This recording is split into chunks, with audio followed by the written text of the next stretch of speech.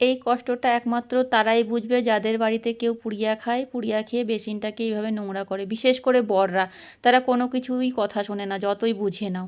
যাই হোক, এইভাবে বেসিনটা আমার রোজ রোজ আমি পরিষ্কার করি। রোজ রোজ রাতভর পুড়িয়া খেয়ে এইভাবে থুতু ফেলে ছেড়ে দেয়, জলটাও দেয় না। আমরা তো হাউসওয়াইফ, আমাদের চারিদিকে দেখে চলতে হয়। তাই দেখুন প্রতিদিন পরিষ্কার করি এইভাবে। এইভাবে অ্যাসিডের বোতলে ফুটো করে প্রথমে অ্যাসিডগুলো চারিদিকে ছিটিয়ে নিয়ে তারপরে একটা স্কচ ব্রাইটে একটু সাবান লাগিয়ে ঘষে নিলেই বেসিন কিন্তু পরিষ্কার ঝকঝক হয়ে যায়। দেখুন, আমরা হাউসওয়াইফ, আমাদের সব কিছু নিয়ে চলতে হয় চারিদিকে।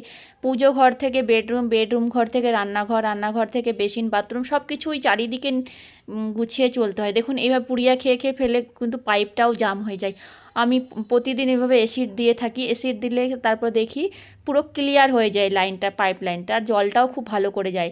এভাবে অল্প অল্প করে স্প্রে দিই, বা বেশি একবারে ঢাকনা খুলেও ঢেলে দিতে পারেন, তাতে দেখুন জলটা যাচ্ছে কি সুন্দর। এই যে আমি পরিষ্কার করলাম, রাত ভরে আবার নোংরা করে দেবে।